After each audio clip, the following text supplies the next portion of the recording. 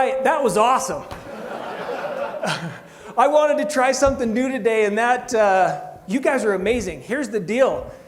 What a fun team. I know I had to bring it because it's Monday. Not only is it Monday, it's also Monday afternoon. You know, we're past the lunch hangover, so this is what I just want to try that out. Here's what we're going to talk about. I want to talk about rhythm and teams.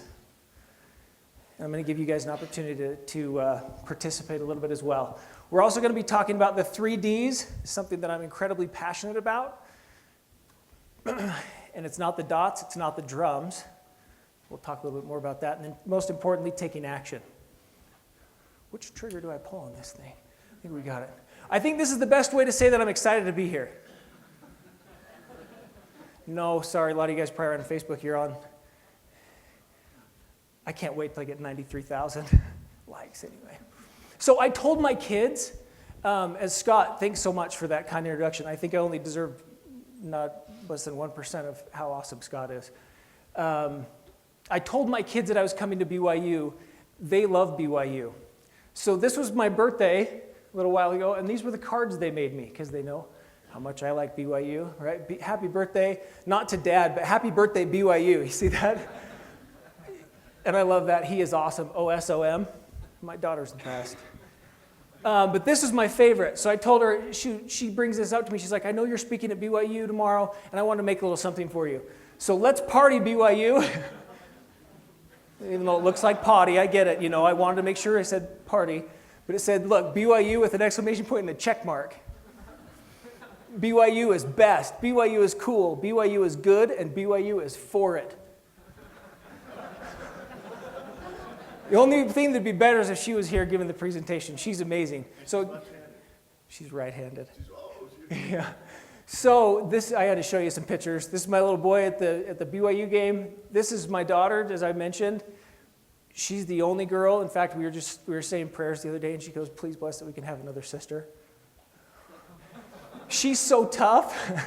So I love that. She just rolled up her sleeves. That was totally, on her own. So as Scott mentioned, I closed the best deal. I actually closed it here at BYU. And I will tell you that I am nothing and would not amount to anything without my sweet wife. She's extraordinary. And I'll talk a little bit more about that. So here's my team. We had a brand new little dude, and if for some of you guys want to hang out after, I'll talk about overcoming challenges from this last year. But I'll tell you what, a family is an entrepreneurial event. And here's what I mean. Finding the right co-founder is everything. You got to have vision, you got to have mission, you got to have a strategy, what's our team going to look like? How are we going to fund this operation, right? So it's very much an entrepreneurial event. So let's see. Oh, it doesn't work when I went over here. How many of you guys have been to Family Search? Okay, almost every hand. I want to see every hand. This is the coolest thing ever. And by the way, I love speaking at BYU, so my daughter was right on. So I went on and I looked at this whole, what they call a fan, and man, are we connected? This is so neat to see how far back we go. And I really like this because right now we're on the stage. And everyone else is counting on us. As interested as we are in them, they are probably in us, making sure that we're successful. So if you haven't done this yet, go and do it. Check it out. It's absolutely amazing because it's more than, we got so much to accomplish while we're here. Quick story. I love being here. Why? Because I wish that I would have known about this whole program when I was going to school and had the opportunity. One of my favorite things to do is to meet with students and talk about, maybe we just talk, and sometimes we have smoothies. Sometimes I go to breakfast with them. But man, I wish I would have known a lot more. But that's life, right? Learn through experience. I come from from an entrepreneurial family. Let's see, where is he? Right here. Albert Miner, who is my great-great-great-grandfather, was the first person to join the church in his family. He married a girl, and that's how he ended up joining the church. They left. Well, they met in Kirtland, helped build the temple, which was amazing. We know what happened. They moved to Nauvoo. They built a little farmhouse about 4 miles east of the Nauvoo temple block. And we know what happened in Nauvoo, and he helped families get across the Mississippi River all night long. They ended up settling in Iowaville, Iowa, which is on the fringes of nowhere back then. And one of my favorite stories as I was reading about him, and I share of this very much for a reason. He's out there with his wife and his kids, 8 of them. One had just passed away during that whole event of leaving Nauvoo. And he says, I've got to go back and see my family in Ohio. I've either got to convince them to join me or to say goodbye to them for probably forever. Whoa, can you imagine that? And can you imagine what happened when he showed up on his family's front door? They're like, whoa, where have you been? Why don't you come and join me? Here, I've been kicked out of every single city. Our house has been burned down. We're living in Iowaville, Iowa. You're living where? And you're doing what? They offered him everything to stay. Everything to stay and leave his wife and his kids out on the plains. He didn't. He went back. And after about 9 months of arriving back, he got really sick. Ended up passing away. My awesome grandma with her 8 kids across the plains. It's pretty amazing. Talk about an entrepreneurial event, wanting something better, wanting to improve your situation. So my grandpa was aptly named Mormon. Cool as that? Mormon miner. Can't wait to meet him. His brother was Moroni. Baby blessing from the prophet Joseph Smith. Really, really cool. So you talk about this heritage and this entrepreneurial spirit of wanting to be better. My grandma ended up settling in Springville and building a community there. In fact, hers is one of the largest grave sites down there. My grandpa went and settled, my grandpa Mormon went and settled Sanpete County. If you don't know where that is, you should check it out. Some of the best snowmobiling on the planet, right above Fairview. But he settled that whole community. Why do I talk about this? We're builders and creators, and that's what I want to spend time talking about. So that's why, if you haven't been on there, you can obviously tell I'm passionate about this stuff. I love it. All right, we're all connected. You saw my fan, but I wanted to show you this. Why are you showing me do you guys even know what that phone is? The Trio. About the same time as flip phones. Yeah, I get it. Scott talked about 2006. This was my phone, and this phone was awesome. You know why it was so awesome? Had a stylus. Okay, you guys don't think that's very cool. Yeah, neither do I. Because you know why? I remember I had to write something down, and these buttons are so small, and I lost my stylus, and I couldn't navigate very well with my fat fingers. But here's how connected we are, especially here. 8 years later, what has technology done? I'm going to show you a picture that illustrates it better than just about anything. This is at St. Peter's Square, 2005 versus 2013. I love it was about 18 months ago that talked about hastening the work, right? That's very much an entrepreneurial event. So we'll talk a little bit more about that. But I love how this illustrates this. Entrepreneurship, the process of starting a business. Today my talk is on, and I went to the Wikipedia, and here's the definition. But I think this is pretty good.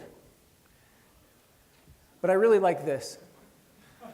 Wikipedia is the best thing ever. You can write anything you want about any subject, so you know you're getting the best information. But this is really what I like the best about entrepreneurship, and this is what I think encapsulates this better than anything. And this is perfectly shown here as how PCs and Macs don't get along. Should be all lined up. Verily I say, men should be anxiously engaged in a good cause and do many things of their own free will and bring to pass much righteousness, for the power is in them, wherein they are agents unto themselves. And inasmuch as men do good, they shall in no wise lose their reward. An agent. Entrepreneurs are agents. And we have the opportunity to either act or what? Be acted upon. We're all choosing to act. That's what I love about entrepreneurship, is the opportunity to say, you know what? I'm going to change my situation. I can. And I'm going to develop and build the right team. Let me tell you what I'm the most passionate about, if you couldn't tell, is about teams. And isn't it really interesting, at the very beginning of this whole thing, I didn't say a word, but I was able to interact with all of you, and we were able to do things in harmony. I've been in businesses where that works. I've also been in businesses where it doesn't work, and we're going to get into some specifics, if that's good with you guys. All right? All right, next one. So entrepreneurs with rhythm build and create the best teams. Here's what I mean. There's 3 things that I really want you to learn more than anything from this presentation. Distinguishing yourself, everyone talks about what? What's your differentiator? What makes you different from everyone else? Why is that important right now? Because we have more options than we've ever had in the history of Earth to buy something, or to do something, or to be something. Does anyone disagree with me? Just drive down Main Street anywhere and see something that was once bustling and people, customers on the streets, and now what's happening? You have probably 2 or 3 businesses, and most of them are food establishments, right? Think about the choices that we have to make and how distinguishing is everything. Demonstrating that, basically making and keeping commitments, and then delighting. So I'm going to talk about each of these. And I'm going to try to minimize as much text as I can because I get it. I don't like death by PowerPoint either. But vision and values are critical. And I'm not talking about the ones that you see, oh, what's your mission statement? Awesome. You've got some really nice vinyl letters that you found at some craft boutique and you put them up on your office wall. And then you go and ask one of your new employees that's been there for 2 or 3 weeks, what's our mission? What's our vision? They may know because they're relatively new there at the organization, right? But ask someone who's been there for a while, what's your mission? What's your vision? If they can't tell you right away, that's a concern. Why? Probably a great business. They're probably just out of rhythm. Every new hire that we brought into Orange Soda, I spent almost a half a day with them. I said, that's crazy. Why would you spend so much time with new employees? Because I'd tell them our story and why we started what we did, when we did, and how we do it. And most importantly, why we do it. To make sure and ingrain that into everyone's mind so that we were all on the same page because we're all one team. I thought that was very important. So here's vision. Vision is purpose, provides purpose and guide for values. Values is behavior and a mindset. Has anyone been to Zappos down in Las Vegas, their headquarters? I highly recommend it. I will tell you this, they are on the opposite end of, well, they're awesome. The culture is crazy down there. And if you ever see, just watch some of Tony Hsieh's videos, he's extraordinary. Can't wait to meet him someday. But he talked about how much hiring the wrong employee costs them as a business. And in fact, do you know what they do for new employees? If they don't fit their culture, or if they're just there for just a paycheck, do you know what they do? Offer them money. I think it's about $2,000. Here's $2,000 for you to quit. Why? Because we want the right people in the right seats doing the right things. Because listen to how good it sounds. You guys sounded awesome. So demonstrating. What does demonstrating mean? So that's behavior and mindset. Demonstrating, making and keeping commitments. Here's a classic example. Just next time you go through a drive-thru, now I'm not advocating fast food because I very much, food is a whole other topic that we should talk about for maybe another day. Just drive through the drive-thru and look at the pictures that the hamburger looks like and then open it up when you get there and see if that's the same. Has anyone seen it be the same? Neither have I. That's making and keeping commitments. Here's our commitment to you. We're going to make that and follow through on it. That's huge. Storytelling. We will spend 2 or 3 hours of our lives based on 2 minutes. Who knows what I'm talking about? A movie trailer. Or 140 characters in Twitter. Right? We have so much information coming at us all of the time. You have to be a good storyteller. Delighting. Can I share you an example that happened just today with delighting, and I'll share a few extras. I walk into the Center of Entrepreneurship on the 4th floor, and I reach in my pockets, and guess what I don't have? My chapstick.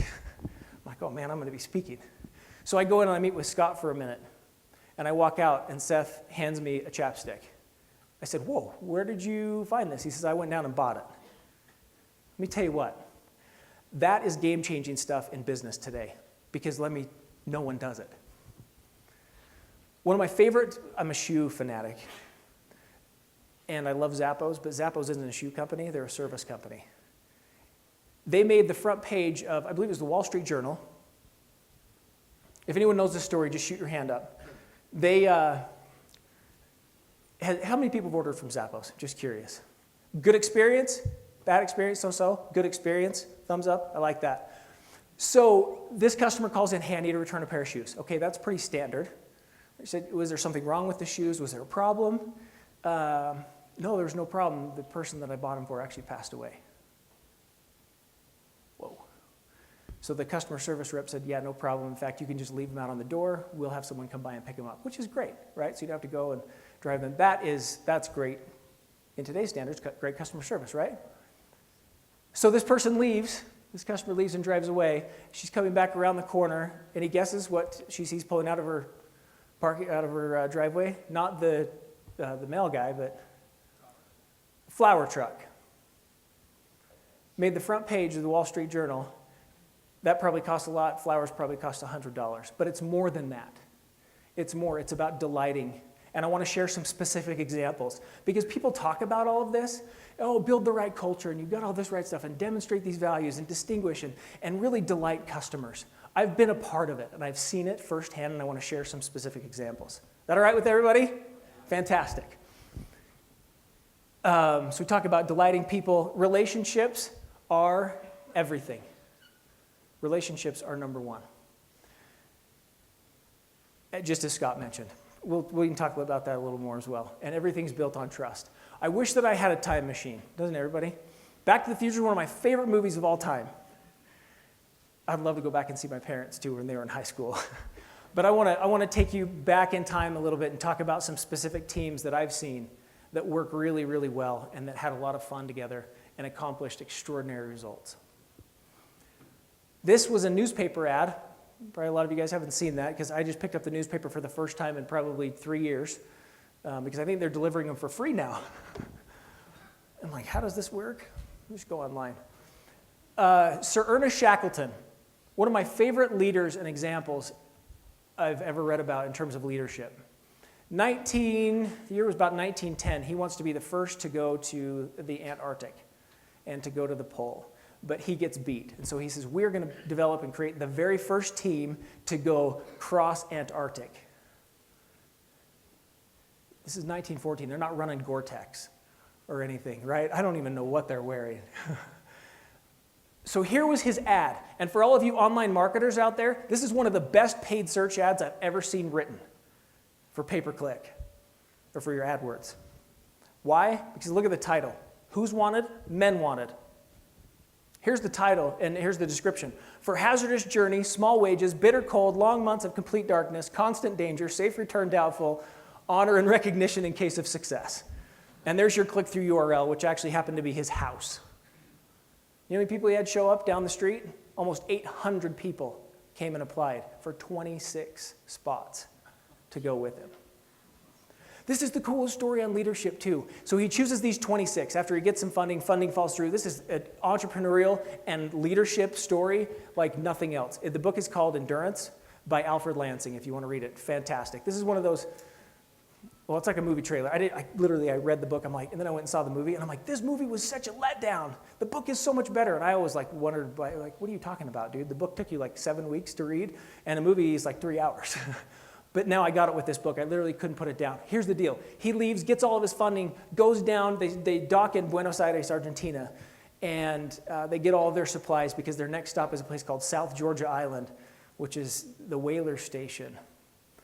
And the last place you'll see civilization for a long time. As they leave Buenos Aires, 4 days in, they find one person has snuck onto the ship. And he said, if we run out of food, we're going to eat you. Whoa. So they show up at the whaler station. They get there, they get all their supplies, and they said, you know what, the pack ice is really, really close. And I'd be very careful as to, I probably wouldn't even go. And Shackleton's like, you kidding me? I've been planning on this for the last 5 or 6 years, and I'm not going to get beat again. And so they set sail. Guess what they get set into? Pack ice. And they navigate around. I won't spoil all the details, because I'll let you go and read it. If you're into that kind of stuff, it's awesome. Here's my little plug. No, Alfred Lansing doesn't pay me either. They get stuck. They're out there for almost 2 years. They finally set foot on land about 16 months later after living on the ice. And they said, we've got to go back. Otherwise, no one's going to come and get us. So they take the best of their 3 lifeboats that they have and go back for South Georgia Island. 800 miles away in a 22-foot boat. Think ski boat. That's how big it is. And they put a mast on and they take 5 people because he knows the dynamics of the team and who's going to do what. They all load up. They literally, they're using a sextant to guide themselves. This is no GPS. If they're off by 1 degree, the next stop for them, based on the trajectory, is South Africa, 3,000 miles away. Not much room for error there. They see South Georgia Island coming up out of the water, and right when they see it, storms roll in, a typhoon capsizes their boat. They end up making it to shore. They climb up and over. They're on the wrong side of the island. Climb up and over, all the way down. In fact, a couple years ago, National Geographic tried to trace their steps back the other way. Couldn't do it. And they probably had Gore-Tex and all the nice gear and everything else. Can you see how this is just like an entrepreneurial venture? Off by 1 degree, you're cooked. Climb this huge ridge, yeah, with 3 people and like 100 feet of rope. And oh, by the way, you've been away from civilization for the last 20 months. Good luck. They make their way down, and they climb up at the very top, and they said, we'll know we're on the right island if we hear this bell at 7 a.m., and sure enough, they heard it, the first sound of civilization. They make their way down, they walk in, they don't look very good. They said, hey, I need to talk to the main guy. They walk out, don't believe him. They end up trying to go back and get those other, other 22 people, 23 people, and get within 100 miles of rescuing everyone else and have to go back. And they try that 3 times. They finally rescue everyone. Not one of them died. That is building an extraordinary team and establishing, you have the right people doing the right things for the right reasons. Who knew a newspaper could be so interesting? Anyone know what that is? Yeah, it's a cassette tape. You know, speaking of my little kids, I think my 4-year-old son comes walking out, and he's like, Dad, what's this? And trailing behind him 15 feet is the tape, and I look at it, and I'm like, oh no, that was actually a tape that I wanted. So what do? I put a pencil in, and I start twisting it back up to make sure that I save it. Some of you guys sounds like you've done that before. In 1993, yes, I'm that old. When you were 3 years old. I was recruited to play in a band. And we recorded in 1994 our first album on a cassette tape. We were picked up by Slug Tone Records out of Virginia. It was a blast. The guys that I was playing with, I was in high school. The guys I played with were going to BYU, and we toured around all over. And so we talk about rhythm and building the right teams. I want to talk about drums. I love playing the drums. It's a lot of fun. In fact, I haven't played them for a while, so I may have a little treat for you this afternoon.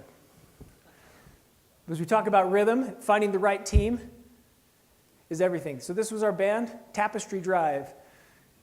You may not find a bunch because the internet really didn't exist. You know how we let people know about our shows?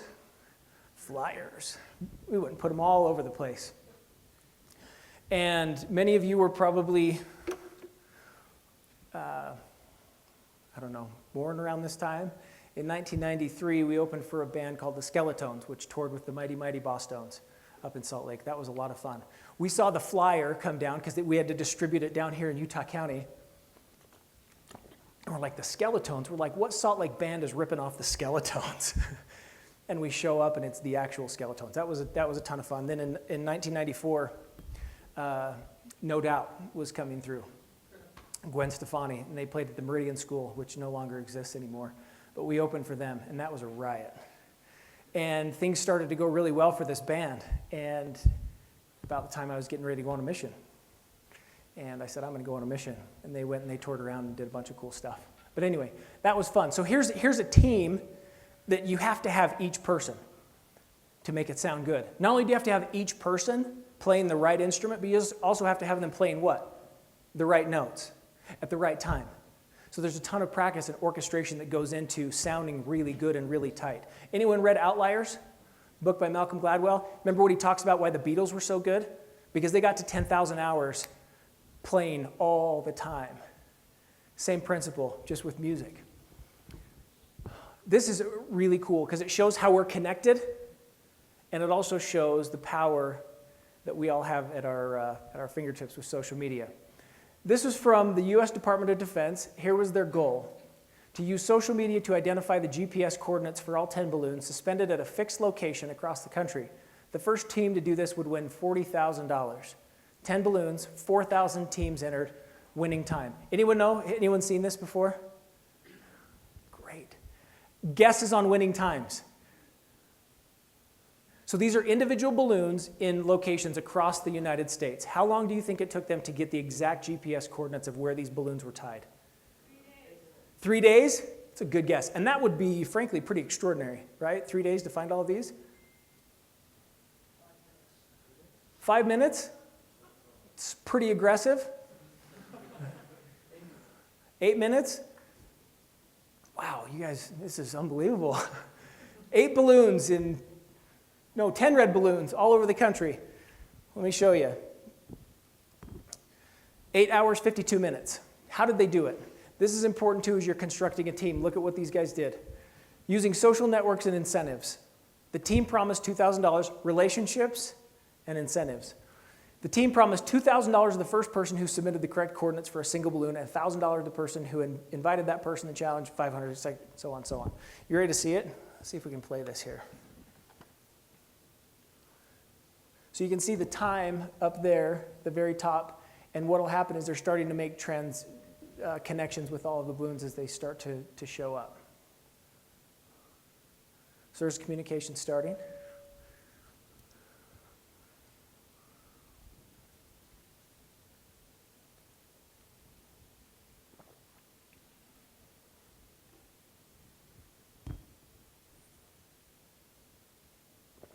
Ooh, it's really quiet.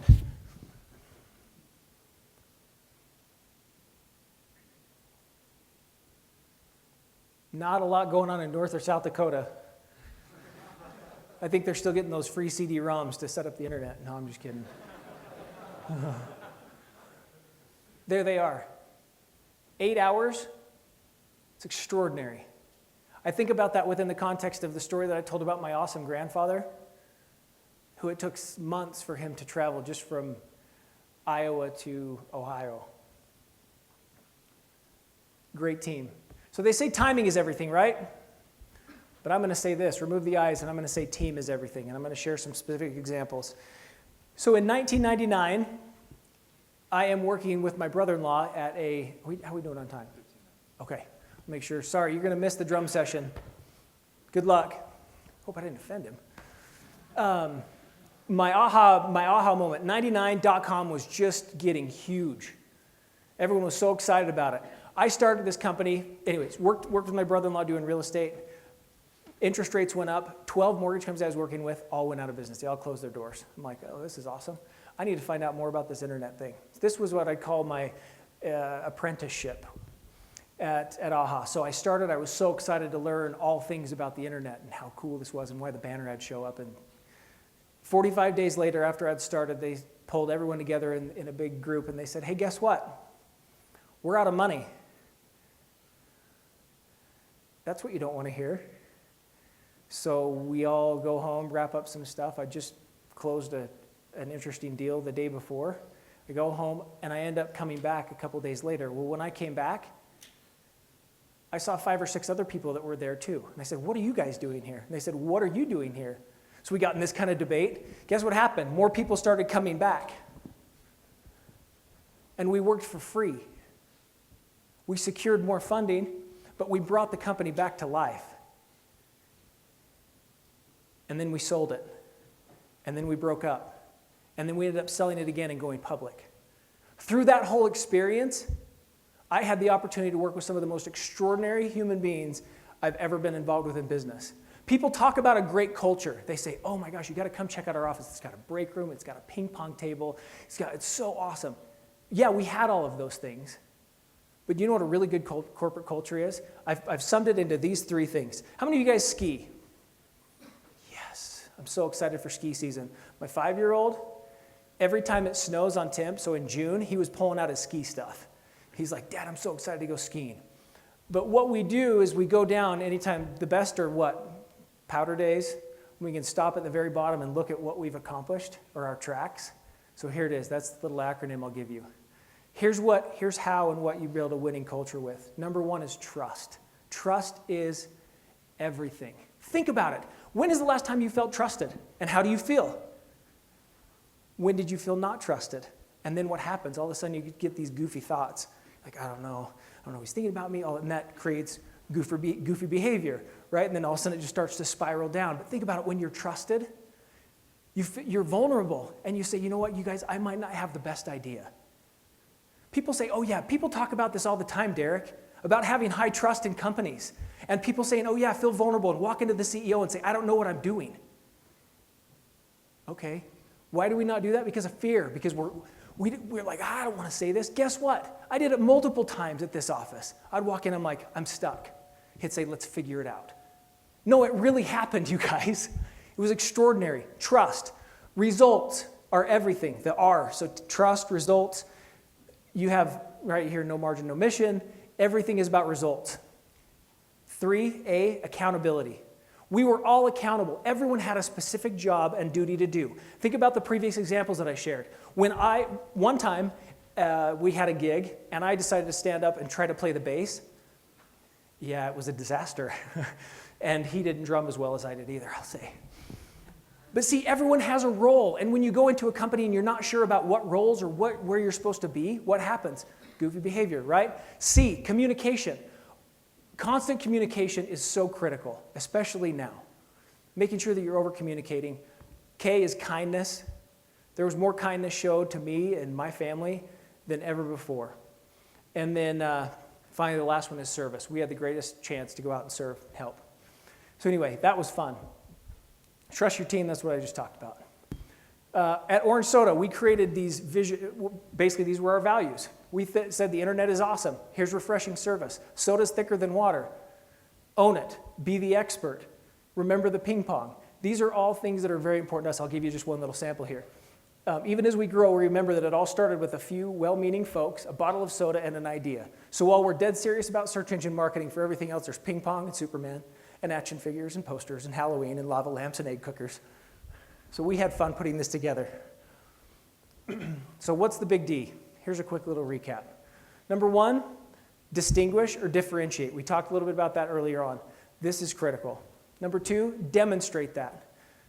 Really good marketing, really good people, really good just about everything for people who make and keep commitments. Finally, delight. All of us have had an experience where we've been delighted. Anyone read Raving Fans? Another awesome book. They talk about we're so used to going into any business that we go in kind of, where do you think we go in? If this is 0, do we go in above or do we go in below thinking we're going to be wowed? Everyone goes in below. And then all of a sudden you do something different, you're like, wait, that was different. I'm not talking about sunny delight when we talk about delight. I'm talking about this. Please someone greatly. Why? Because we're all connected. And we all are not afraid to talk about our poor experience. So I'm going to share 4 examples, specific examples of companies that I've dealt with 3 Ds. Let me start with JetBlue. David Nealman, who started JetBlue, is one of the finest mentors and people that I've ever met. He came and he spoke to us at our company a while ago. It was amazing. He said, build a company that people adore. Anyone ever flown JetBlue? Great experience. I mean, talk about a commoditized industry where we have so many choices. They're different. Let me share just one quick experience. I flew Delta. I don't know if that's anything to brag about. Flew it all the time, got their cool little status, and I took my family, we went down on a trip. As we're getting on, this is right as they just hiked the baggage fees. And this is rad, because I've got a princess backpack that could probably fit in that's not going to fit in. So I've got backpacks and bags and car seats and all that stuff where we're walking on, and they look at me and they're like, sir, you're probably over. I'm like, no, these are all for all my little people following behind me. And they continued. It was a bad experience. I'll just leave it at that. We don't need to go into all the detail. I didn't fly Delta for a year. I flew JetBlue. I'm sitting in New York, working away, and this person comes over and says, hey, how you doing today? I said, I'm great. She said, well, hope you have a great flight. And I noticed when she turned, because she wasn't in uniform, she had a little JetBlue badge. And I said, I really like you JetBlue people. She said, we love our customers. Did they make the decision early on to develop their culture around their customers? It's amazing. David Nealman now is creating an airline called Azul down in Brazil and crushing it. You know what he does when he gets on? He serves. He puts on an apron and walks up and down the aisle and spends time with his customers. Imagine that. Extraordinary experience. I flew with JetBlue for an entire year, and I loved it. Almo. I hadn't rented from them, and we went to Hawaii on a trip. And I get it that it's Hawaii, but we got on the shuttle bus to go to our rental car. And if you've ever been to the Big Island of Hawaii, it's not very far. It's about 2 minutes away. So we get on the shuttle bus, and this lady comes out, and she's helping us put all of our bags on. We sit down. Everyone's obviously fatigued. She goes, "Aloha," and everyone's like, "No, aloha." She's like, "That's not going to work." She said, "Aloha." And she said, "Listen, I'm going to be your tour guide for the next 2.5 minutes, so listen up. When you bring back your car," and goes into this whole explanation about why it's great to be on the islands, how to return your car, which is very useful information. Did she get paid anything else? Probably not. But that is an extraordinary experience. Discount tire. I'm rolling down the freeway. All of a sudden, my little light goes on that says, "Hey, you've got a low tire." So I kind of limp off the freeway.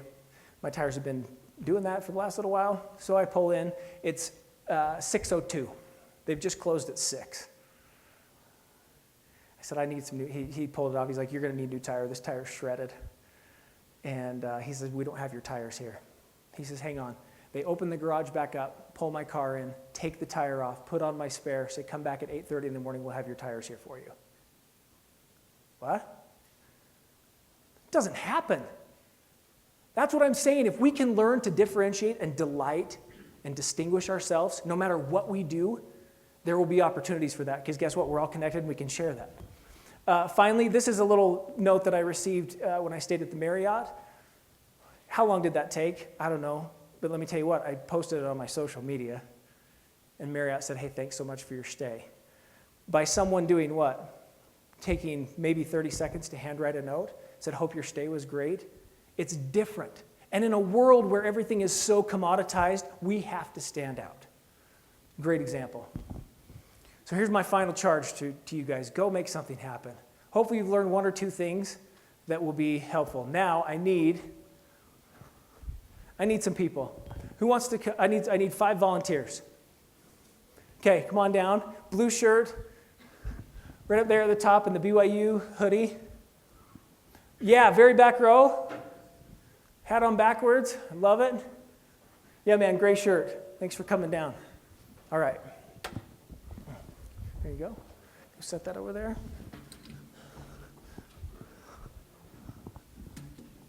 Put it right there. It's perfect. That's the waterfall. You're welcome.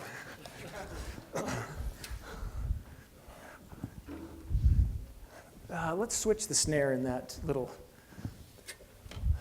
All right, who wants these? Man, you're pretty muscular. Yeah, that'll should work. All right. A couple sticks.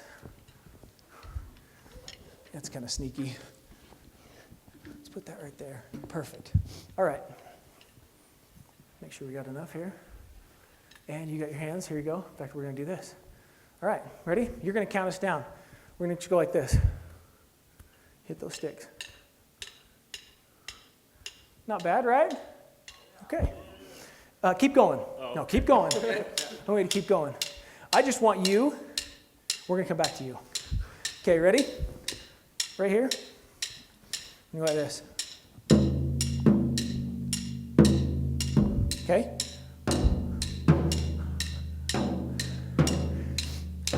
How about you guys help? Keep going. Don't let it mess you up. Okay, you ready? Let's see one of these. I'll give you that one. Okay, ready?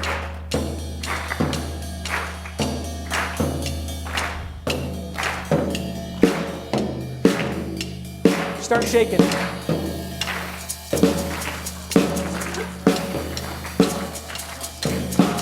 Okay, go for it. See, it wasn't really, it didn't really work. Let's try it one more time. Ready? Okay, here we go. See that? You see this in more organizations, don't you? Okay, let's do this. Let's just try that. Ready?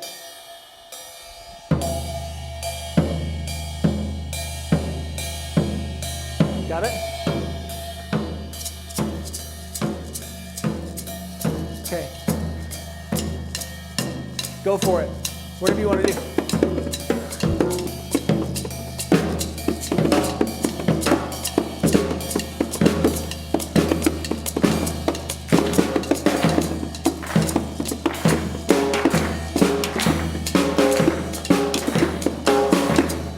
You guys doing all right?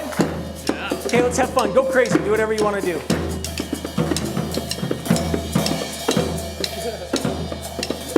All right, how did they do? Nice job. Thanks, you guys. Yeah. Thanks, appreciate it. High fives. You're not going to take those, are you? Yeah, man. Set those right there. Oh, good. High five. Let's try something. I haven't played these for a while. Should we try it? We don't have much here, but we'll see what we can do. I didn't bring the bass drum or anything else. Wanted to keep it light. But let's try this just for a second. All right. We good on time? Perfect.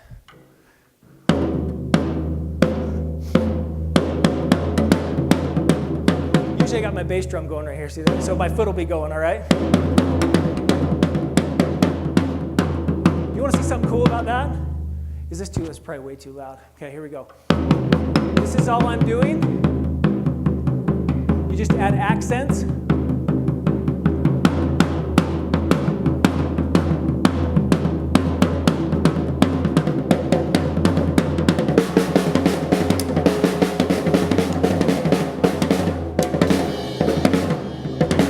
I'm used to other drums there. Ooh, this is going to be tricky. I need it down here. Let's try this.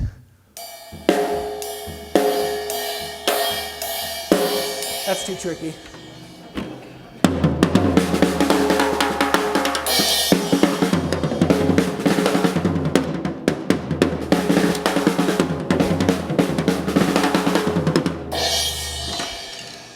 Thanks for coming.